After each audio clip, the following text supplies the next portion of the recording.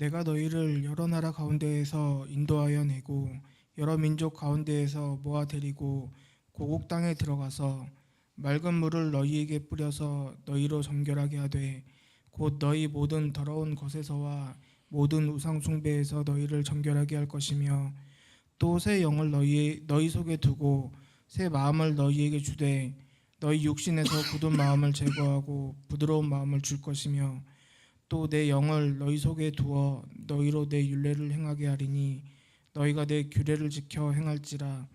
내가 너희 조상들에게 준 땅에서 너희가 거주하면서 내 백성이 되고 나는 너희 하나님이 되리라.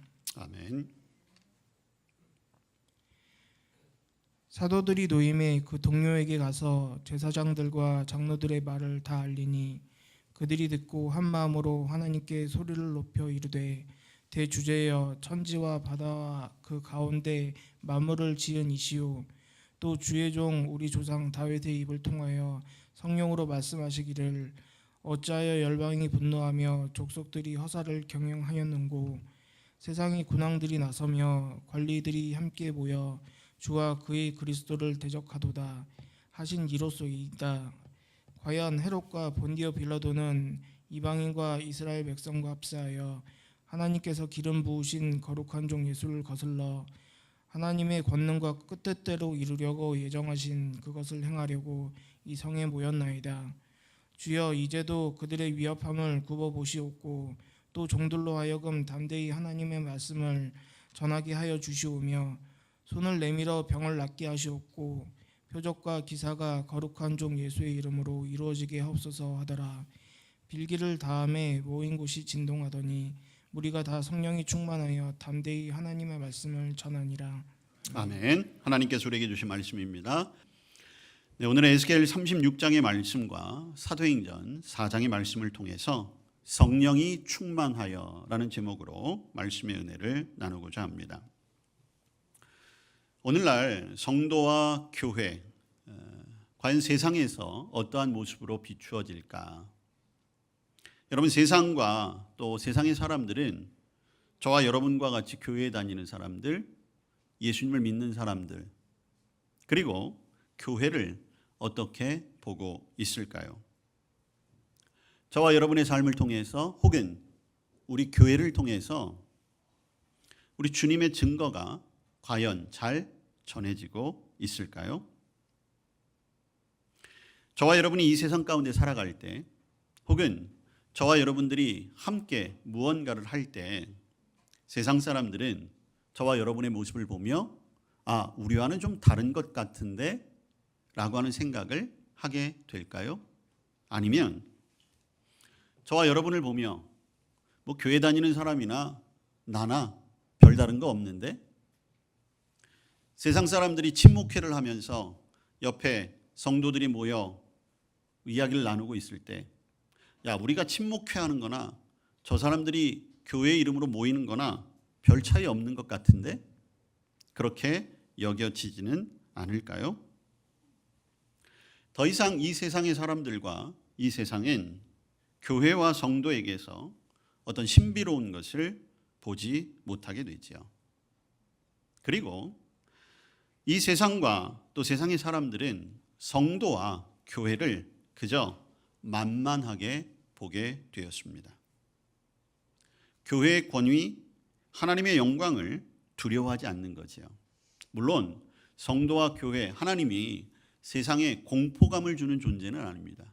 그런데 공포감을 주는 두려움이 아니라 초대교회 성도들을 세상 사람들은 세상이 감당할 수 없는 사람들이라고 칭했는데 과연 오늘 저와 여러분, 우리 교회는 세상을 향하여 어떤 위험, 어떤 권위, 그리고 세상과 무엇이 다른 모습으로 서 있는가? 우리는 이 성령 강림절을 지내면서 이러한 우리의 모습들을 다시 한번 돌아보며 오늘 교회의 그리고 성도의 영적인 강력함을 나타내지 못하는 이 현실 속에서 더 이상 어떤 영향력도 주지 못하는 우리의 연약함이 성령의 충만함으로 바뀌어지기를 간절히 소원하며 우리의 삶부터 그렇게 바뀌어져야 하는 것입니다. 오늘 우리가 에스겔 구약 에스겔 36장의 말씀을 읽었습니다. 지난주에도 에스겔에서 말씀을 잠시 나누었는데요. 에스겔 말씀은 바벨론으로 포로로 끌려간 이스라엘을 향한 하나님의 예언의 말씀이에요. 여러분, 이스라엘이 포로가 된 이유는 무엇입니까? 하나님의 징계를 받아서입니다. 하나님의 말씀대로 살지 않았기 때문이에요. 하나님의 큰 축복과 특권을 가졌던 이스라엘 백성들이 하나님을 떠났고 우상을 숭배했고 하나님 말씀대로 살지 않았어요. 오늘날로 이야기하면 세상 사람들과 다른 모습으로 살지 못했다는 것이죠. 그래서 하나님께서는 바벨론이라고 하는 나라를 도구로 사용하셔서 남유다를 멸망시키셨고 포로로 끌고 가셨습니다. 그런데 하나님은 한 번 택한 자신들의 백성을 그냥 내버려 두실 수가 없었어요. 너무 사랑하셨기 때문이지요. 그래서 그들을 회복시키고자 하셨습니다. 그리고 에스겔이라고 하는 선지자에게 그 말씀을 주시고 그 환상을 보여주셨어요. 오늘 에스겔 36장의 말씀도 마찬가지입니다. 오늘 내용은 그런 거지요. 오늘 24절의 말씀을 보니까 너희를 내 땅으로 다시 데리고 올 것이다. 포로로 끌려가 있는데 다시 하나님의 땅으로 회복시키겠다는 거예요. 그리고 또 뭐라고 말씀하십니까? 맑은 물을 뿌려 그들의 죄를 깨끗하게 씻겨내실 것이다. 그들 안에 새 마음과 새 영을 주실 것이고 굳은 마음을 제거하고 부드러운 마음을 주실 것이다. 그리고 하나님의 영을 주셔서 순종으로 이끄실 것이다. 그리고 마지막 28절의 말씀이 무엇입니까? 너희가 내 백성 나는 너희의 하나님. 명목상의 하나님과 그 하나님의 백성이 아니라 실제적인, 오늘날 우리도 명목상의 그리스도인들이 얼마나 많이 있습니까? 여러분, 지금 에스겔 36장에 나오는 이스라엘의 백성들의 모습과 오늘 우리의 모습이 크게 다르지가 않아요. 여러분, 하나님께서 이스라엘 백성들을 회복시키고자 하는 가장 근본적인 이유는 무엇이냐 하면, 물론 이스라엘 백성들을 사랑하시는 것도 있지만 하나님의 이름이 너무 먹칠당하기 때문이라는 거죠. 여러분, 포로로 끌려간 이스라엘 민족, 유다 민족을 바라보며 이방 족속들이 뭐라고 이야기합니까? 저 이스라엘 백성들 저거 잘못하더니 잘 됐다. 이렇게 하는 게 아니에요. 아니, 이스라엘 하나님의 백성이라며, 하나님이 지키신다며, 도대체 그놈의 하나님은 뭐 하는 하나님인데 자기 백성들이 포로로 끌려가게 내버려 둔 거야? 여러분, 이스라엘 백성들 죄 지었으니까 당연하게 그렇게 벌 받는 거야 라고 하는 조롱과, 아니 하나님은 뭐 하는 거야? 자기 백성들이 이방 나라에 저렇게 포로로 끌려가는데 저걸 그냥 놔둔다고? 이것과는 큰 차이입니다. 하나님이 조롱당하고 하나님이 비방당하는 거예요. 그러면서 야, 하나님보단 바알이 그럼 더 센 거 아니야? 여러분, 오늘날 성도와 교회가 세상에 어떠한 영향력도 주지 못한 채 연약함만이 드러나면 우리가 욕먹는 게 아니에요. 하나님의 이름에 우리는 똑같이 먹칠을 하는 거죠. 하나님 믿는다고 하더니 뭐 우리랑 똑같잖아. 우리랑 똑같이 놀고 우리랑 똑같이 먹고 우리랑 똑같이 모여서 남들 비방이나 하고 다를 게 뭐야?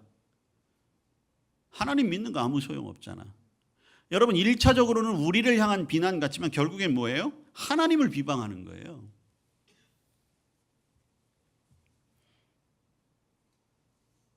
여러분, 오늘날 우리 주변의 사람들이 하나님의 이름을 얼마나 함부로 부르고 모욕하고 있습니까?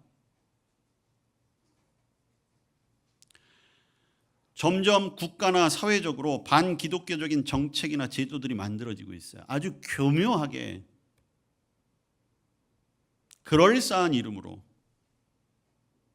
복음이 전해지는 통로를 막고 있지요.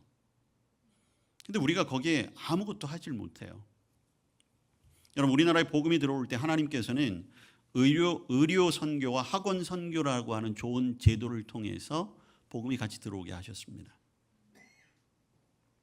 여러분, 대표적인 병원이 세브란스 병원 있잖아요. 여러분, 우리나라의 교육기관의 대다수는 미션 스쿨로 출발을 했습니다. 특히 여성들을 위한 교육기관은 우리 기독교에서 출발했다고 해도 과언이 아니에요. 그런데 안타깝게도 지금 미션 스쿨들의 재단이 경영난 때문에 일반인들에게 넘어가기도 하고 타 종교의 심지어 이단들에게 넘어가기도 합니다. 더욱이 안타까운 것은 무엇입니까? 여러 가지 이유를 들어 미션 스쿨에서조차도 예배, 성경교육 하지 못해요. 할 수가 없습니다. 게다가 세상에는 온갖 쾌락의 도구들로 인하여서 사람들의 삶이 황폐해져 가고 있죠. 자, 지난 수요일인가 목요일에 아침에 그 시사 프로그램 하나 듣는 것이 있는데 거기에 중학교 선생님이 제보를 했더라고요. 중학교 안에 마약이 만연하다는 거예요. 아이들 사이에. 그는 그 선생님이 직접 자기가 경험한 것을 제보한 거니까 틀리지 않겠죠. 학생들 사이에서 무슨 식욕 억제제, 다이어트 혹은 공부 잘하는 약. 근데 그게 다 마약이라는 거죠. 소위 말하는, 여러분도 많이 들어보셨을 거예요. 펜타닐이라고 하는 약품들이 공공연하게 아이들에게 유포되고 있다고 합니다. 그러니까 이 선생님이 너무 안타까워가지고 좀 알려야 되겠다라고 하는 심정으로 제보를 했다는 거예요. 이제는 뭐 단순히 술, 담배의 문제가 아니에요. 이제 술, 담배는 그냥 당연히 하는 것처럼 여겨졌고, 뭐 교회 다니는 사람들도 우리 분위기 좋은데 저쪽에서도 위하여 하니까 우리도 주님을 위하여 정도는 괜찮지 않을까? 뭐 그렇게 하시는 건 아닌지 모르겠어요. 야, 분위기 좋게 하는데 이만한 도구가 어디 있겠냐? 야, 이거 한잔 한다고 해서 우리가 구원 못 받겠냐? 그러니까 세상과 다를 바가 없겠지요. 게다가 성공도 마찬가지예요. 어떻게 해서든지 다른 사람들을 짓밟고 이익을 취해야 능력 있는 사람이 되는 거죠.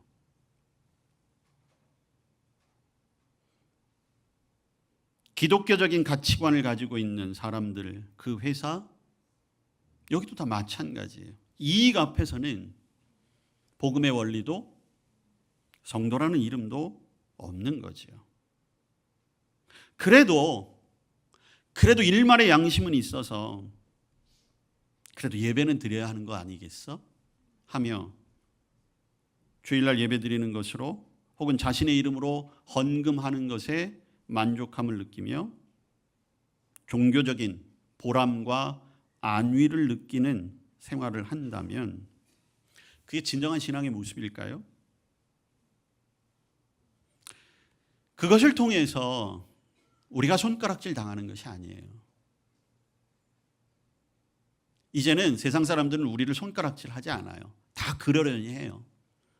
우리가 얼마나 믿음의 자리를 지키지 못했는가 이제 세상 사람들도 알아요. 근데 하나님을 향하여 손가락질하고 하나님의 이름이 먹칠당하는 웃음거리가 되는, 여러분 지금 에스겔 36장에 나와 있는 이스라엘의 모습이나 오늘 우리의 모습이 다를 바가 없는 거예요. 그래서 오늘 에스겔 선지자에게 주신 말씀과 같이 우리에게도 새 마음, 새 영, 성령의 충만함이 필요한 것입니다. 방법은 이거 하나밖에 없는 거예요. 다시 성도와 교회가 세상과는 다르다라고 보여줄 수 있는 것, 여러분 우리가 세상을 향하여 구제를 하면 얼마나 하겠습니까? 사회사업을 하면 얼마나 하겠어요? 할 수 있는 건 한 가지밖에 없습니다. 성령을 통하여 다른 삶을 보여줘야 하는 거예요. 여러분, 오늘 구약과 신약에 나오는 이 새 영, 새 마음,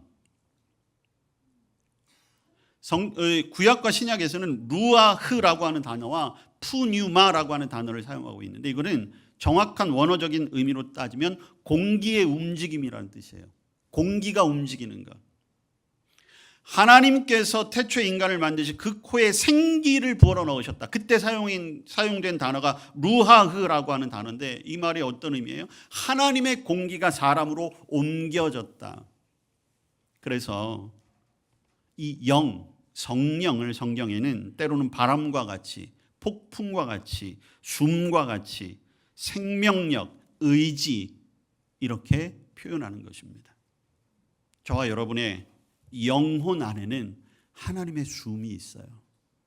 하나님의 생명이 있는 것입니다. 하나님의 의지가 있는 거예요. 그런데 그것을 우리가 드러내지 못하는 것입니다. 오늘 이 시간 또 이 성령 강림절기를 지내며 다시 한번 우리 안에 성령의 충만함을 경험하고 그 삶을 살아갈 수 있게 되기를 간절히 기원합니다.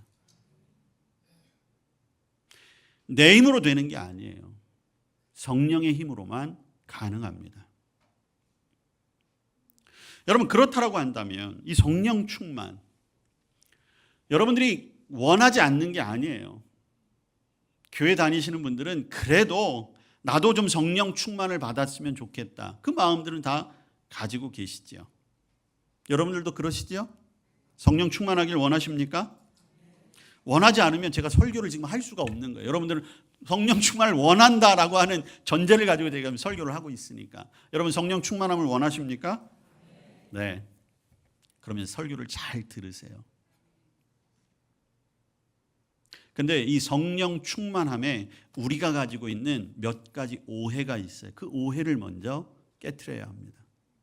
첫 번째 오해는 성령 충만은 특정한 사람에게만 나타난다라고 하는 거예요.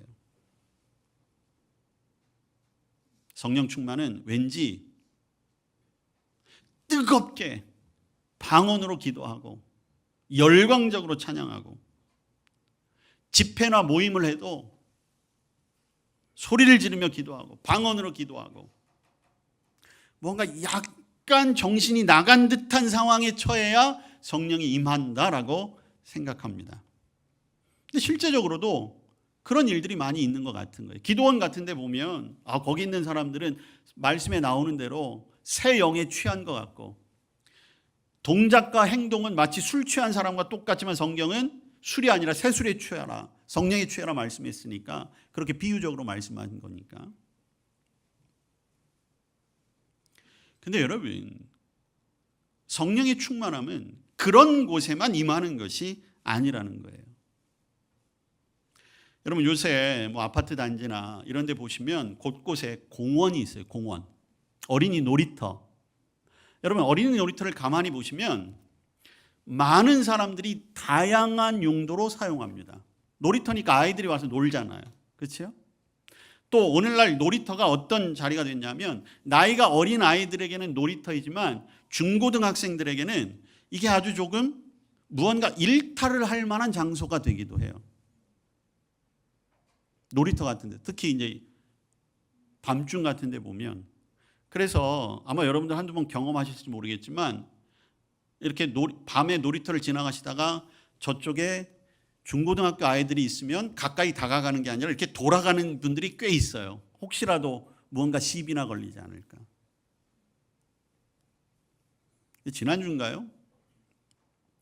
저희 집으로 가다 보면 놀이터가 하나 있는데, 거기에 일단의 청년들이 삥 둘러 앉아가지고 무언가를 열심히 하고 있더래요. 제가 직접 본 건 아닌데 전해 들었는데, 뭐라고 있냐 봤더니 그렇게 삥 둘러 앉아서 성경 공부를 열심히 하고 있었답니다. 근데 우리는 그 자리를 보며, 와, 저 자리가 정말 성령 충만한 자리구나, 이렇게 얘기하지는 않는다는 것이죠. 여러분, 성령 충만이라고 하는 것은 어떤 특정한 사람, 특정한 장소, 특정한 행동을 통해서 오는 것이 아니라는 거예요. 성령 충만은 특별한 게 아니다. 아니, 성령 충만은 오히려 예수님을 믿는 사람들에게서 나타나야 하는 지극히 정상적이고 평범하고 일상적인 것이 되어야 한다는 거예요. 우리는 오해를 깨트려야 합니다. 두 번째, 이거는 번역의 문제이기 때문이기도 한다. 에베소 5장 18절에 보면 우리가 가장 잘 아는 것, 성령 충만을 받으라. 사도 바울이 이렇게 얘기합니다. 그러다 보니까 성령 충만을 어떻게 생각하냐 하면 마치 빈 그릇에 물을 채우듯이, 아니면 바람 빠진 풍선이나 타이어에 공기를 주입하듯이, 아니면 힘이 빠진 곳에 무언가 자양강장제를 먹으면서 힘을 북돋는 것처럼 그렇게 생각하는 경우가 있다는 거예요. 그러다 보니까 어떻게 해요? 신앙생활을 하다가 무언가 지치고 피곤한 것 같으면 다시 어떤 도구나 어쩌면 외부적인 자극, 이 외부적인 자극이라는 게 다른 게 아니에요. 무슨 기도를 해본다거나 찬송을 한다든가 아니면 집회를 찾아간다든가, 그걸 통해서 내 안으로 성령이 부어지기를, 채워지기를 바라는 마음으로 생각한다는 거죠. 그런데 이건 아니라는 거예요. 성령 충만을 받으라라고 하는 것은 정확하게 표현을 한다면 성령 충만한 상태에 있으라라고 하는 거예요. 그러니까 이것은 성령 충만함은 외부적에서 오는 게 아니라 내 안에서 끊임없이 노력하고 애써야 한다는 것이죠. 성령 충만은 내 의지가 있어야 합니다. 그리고 여러분의 강력한 의지가 있어야 돼요. 유지해야 하는 것이기 때문에. 채우는 게 아니에요. 유지해야 합니다. 예수 그리스도의 마음이 우리의 마음속에 완전히 자리 잡아서 내 삶이 성령 안에 스며드는 것, 그게 성령 충만이에요. 자꾸만 무언가를 통해서 부어서 채우려고 하면 안 된다는 거예요. 내 안에서 솟아나야지 그게 진정한 성령 충만이 된다는 것입니다. 여러분, 우리가 이것을 원하는 이유가 있어요. 진정한 성령 충만이 우리의 삶에 분명한 유익이 되기 때문입니다. 우리가 예수님을 믿게 된 것도 사실은 성령님 때문이에요. 성령께서 우리를 지시하시고 진리를 알도록 하셨기 때문에 예수님을 그리스도라고 고백할 수 있게 된 거죠. 여러분, 그나마 성령님이 내 안에 계시기 때문에 그나마 저와 여러분이 그래도 죄를 좀 덜 짓고 사는 거예요. 성령님이 아니셨다면 우리의 삶은 훨씬 더 타락할 수 있었고 죄 가운데 빠질 수 있었던 거예요. 그런데 여러분, 거기에 만족하면 안 된다는 것이죠. 그저 순간순간 경험하는 어떤 신비로운 종교적인 경험, 그걸 성령 충만이라고 생각해서 자꾸만 거기에 갈급한 나머지 그 한순간 다가오는 감격과 뜨거움, 그걸 가지고 나는 이제 성령 충만해졌다? 여러분, 물론 중요하지요. 그 경험 중요한 거예요. 주님의 각양 좋은 그러한 은사와 체험들 경험하는 게 좋아요. 여러분, 이왕이면 방언도 하시고 통역도 하시고 여러분들에게 신유의 은사도 좀 임하시고 믿음의 은사들도 임하시고 성경에 나와 있는 건강한 은사들과 주님께서 허락하시는 경험들 하시는 게 우리의 믿음이 성장하는 데는 큰 도움이 됩니다. 근데 그렇게 그러한 경험들을 주시는 이유는 거기에 만족하는 것이 아니라 그것을 통해서 우리 안에서 더 성령을 사모하고 더 주님을 내 삶의 주인으로 모시고 그리고 거기에 기도와 말씀을 바탕으로 우리의 믿음이 꾸준하게 자라나가야 하는 거예요. 그래서 결과는 어떻게 돼야 합니까? 성령의 열매가 맺혀야 하는 겁니다. 그저 일시적으로 다가오는 그 성령에 충만했다라고 하는 그 경험에만 머물러 있으니까 여러분 안타깝게도 소위 기도한다고 하는 분들이 말이 달라지지 않고 행동이 달라지지 않고 성품이 달라지지 않으니까 아유 저 권사님은 믿음만 좋아 소리가 거기서 나오는 거예요. 믿음만 좋으면 뭐해요?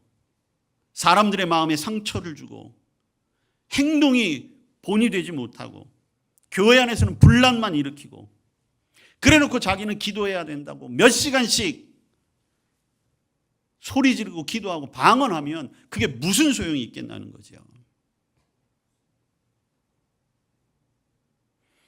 여러분 진정한 성령의 충만함은 내 삶을 변하게 하는 것입니다. 자신이 확인할 수 있어요. 그러면 우리가 성령 충만을 받기 위해 어떻게 해야겠습니까? 오늘 사도행전 4장의 말씀을 보세요. 여러분 사도행전의 성령의 역사는 기도할 때 시작됐어요. 제자들과 무리들이 마가의 다락방에 모여 기도할 때 성령이 임했지요. 그들은 성령의 신비한 체험을 했어요. 근데 그것만으로 그친 것이 아니었어요. 야, 우리에게 이런 은혜가 임했어. 자기들끼리 좋아했던 게 아니에요. 그 즉시 문을 박차고 나가서 복음을 전했습니다. 복음을 전했더니 하나님이 그들을 형통의 길로 인도하셨나? 아니에요. 복음 전했다는 이유로 사도들 잡아다가 감옥에 가두고 핍박했어요. 오늘 4장은 그러다가 풀려난 그 사도들을 놓고 오늘 어떻게 하고 있습니까? 그 소문을 듣고 여러분 23절에 보세요. 사도들이 노임의 그 동료들에게 가서 제사장들과 장로들의 말을 다 알리니 24절. 여전히 지금 고난이 계속되고 있어요. 그들이 선택한 것은 그들이 듣고 한 마음으로 하나님께 소리를 높여 이르되 하나님께 소리를 높여 이른 게 뭐겠습니까? 기도했다는 것입니다. 성령 충만은 기도하는 것 가운데 임하게 되는 거예요. 자, 그러면 그 기도가 어떤 기도였을까? 여러분 28절부터 30절까지 내용을 보면 첫째는 하나님의 예정된 권능과 뜻을 이루게 하옵소서. 29절에 보면 담대히 하나님의 말씀을 전하게 해 주십시오. 30절에 보면 표적과 기사가 나타나게 하옵소서. 여러분 기도의 동기가 순수해요. 자기를 향한 기도가 없어요. 자기의 원이 아니에요. 오직 하나님을 향하여 이미 성령 충만의 그 신비로운 경험을 했더니 이제는 자신이 아니라 실추되고 사람들로부터 조롱받고 비난받았던 그 하나님의 이름을 위해서 다시 성령을 구하고 있는 거지요. 여러분 안에 성령의 충만함을 원하신다면 기도의 초점이 내가 아니라 하나님을 향하시기를 축복합니다. 그러니까 하나님 앞으로 나아올 수밖에 없는 거예요. 하나님 앞으로 나아오려면 유일한 길과 생명 되신 예수님을 통해서만 올 수 있다는 것도 깨닫게 되는 거죠. 무엇보다 하나님과 우리 사이를 가로막고 있던 죄의 문제들이 해결돼야 하는 것입니다. 그러니까 우리의 믿음의 모든 근원은 이 죄의 문제를 해결하고 하나님 앞에 대면하여 서는 것. 그래야 내 삶이 온전히 변하고 성령의 충만함을 유지할 수 있는 거예요. 자, 그러면 이 죄의 문제를 어떻게 해결할까? 가장 중요한 문제이기도 하잖아요. 여러 가지 방법들이 있겠죠. 우리에게 날마다 회개의 영을 부어주셔서 회개의 기도도 하게 하시고 또 깨닫게도 해주시고 반성하게도 하시고. 근데 제가 설교를 준비하다가 대학생 선교단체인 CCC라고 하는 데서 이 죄의 문제를 해결하는 법, 이것을 가르쳐 주는 것을 제가 보게 됐어요. 어떤 책에 있었던 것인데 죄의 명세표를 만들어 보라는 것입니다. 쉽지는 않을 것 같아요. 왜냐하면 마치 일기와 가계부를 뜨듯이 죄의 제목들, 죄의 명목들을 한번 써보라는 거예요. 내 삶 속에서 내가 저지른 죄악들이 어떤 것들이 있는가. 그러면서 이분이 몇 가지 예시를 주었는데 우리의 죄가 어떤 것들이 있는가? 첫 번째는 교만한 생각이라는 거예요. 내가 이제까지 이루었던 성공, 내 지위, 내 학벌, 학벌, 내 용모, 내 소질, 재능, 이거에 대해 우리가 가지고 있는 교만함을 내려놓아야 한다는 거죠. 그 어떤 성공이나 지위를 통해서 칭찬을 즐기려고 했던 것, 그러니까 인정받기를 원하는 것. 오늘날 많은 사람들이 사실은 인정에 갈급하기 때문에 누군가로부터 박수를 받고 칭찬받는 것, 그 다음에 모든 주의가 내게 집중되는 걸 원하는데 그것도 죄가 될 수 있다는 거예요. 세 번째, 이게 중요합니다. 제가 올해 이상하게 이 말씀을 자주 들었는데 신경질, 분노 함부로 내지 말라. 이게 우리를 죄로 향하게 하는 아주 중요한 스위치가 된다는 거예요. 근데 그러면서 이분이 이런 말을 하더라고요. 신경질과 분노를 우리는 자꾸만 남 탓을 한다는 거예요. 아, 이 날씨가 더럽게 더워서 짜증나네. 날씨 탓. 아, 내가 정말 믿음으로 살려고 했는데 이놈의 남편, 이놈의 아내, 이놈의 자식이 도대체 말을 안 들어주네. 근데 과연 그 분노와 화가 외부에서 이루어지느냐? 아니라는 거죠. 내 안에 있다는 거예요. 내 안에 있다는 거예요. 여러분 꽤 오래됐는데 카톨릭에서 그 운동한 거 기억나십니까? 내 탓이요. 여러분 화나십니까? 여러분 탓이에요. 분노가 일어나십니까? 뭐 이 사회가 뭐 정치가 어떻고 경제가 어떻고 다 내 탓이에요. 내 탓. 자기 탓.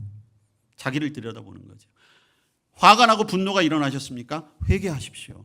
화풀이 대상 제발 찾지 말고.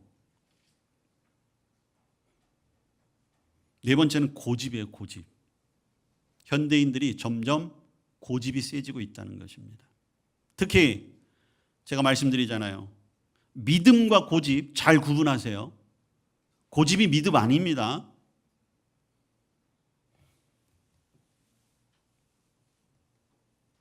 다섯 번째, 질투심.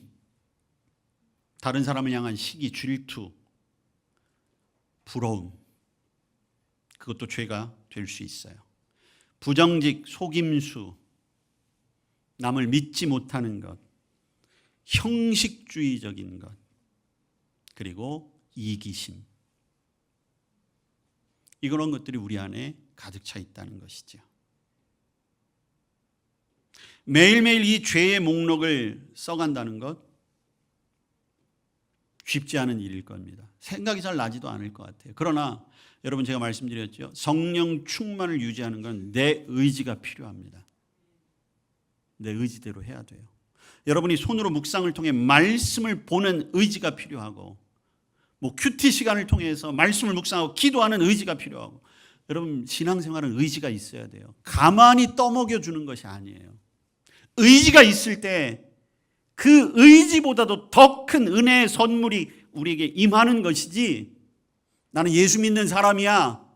그거 믿고 가만히 앉아 있으면 사탄의 공격에 넘어갈 수밖에 없습니다. 오늘 31절 말씀을 보십시오. 빌기를 다하며 모인 곳이 진동하더니 무리가 다 성령이 충만하여 담대히 하나님의 말씀을 전하니라. 그리고 이들은 세상이 감당하지 못하는 하나님의 사람들 공동체가 되었던 것입니다. 여러분 성령의 충만함 때문에 우리가 하나님의 명령에 순종하고 많은 열매를 맺을 수 있습니다.